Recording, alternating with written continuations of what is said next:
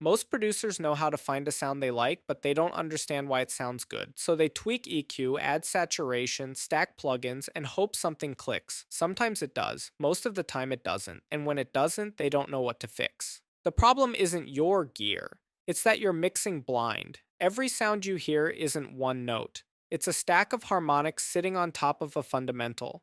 Play a note at 100 Hz, and you're not just hearing 100 Hz. You're also hearing 200, 300, 400 hertz and beyond. Those overtones are called harmonics, and their balance is what creates timbre. A sine wave has almost no harmonics, so it sounds pure and hollow.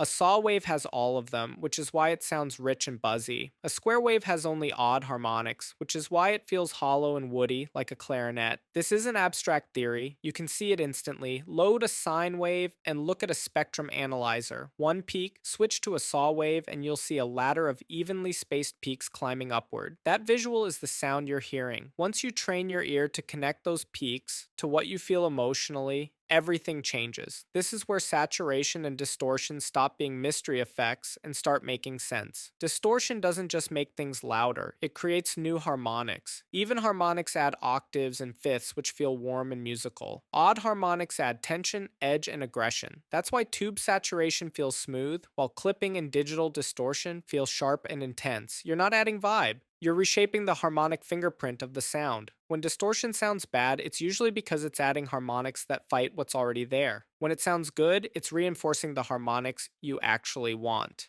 A dull bass often needs upper harmonics so it can be heard on small speakers. A harsh vocal usually has too much energy in the wrong harmonic range. Once you understand that, your EQ and distortion choices become intentional instead of experimental. The shift is simple but powerful. Stop thinking in terms of effects, start thinking in terms of harmonics. You're not fixing sounds, you're sculpting frequency relationships. When you hear sound this way, saturation, distortion, EQ, and dynamics all click into place.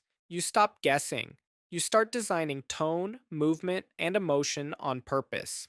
If you want to master saturation and distortion from first principles through advanced sound design, comment saturation and I'll DM you access to the full course.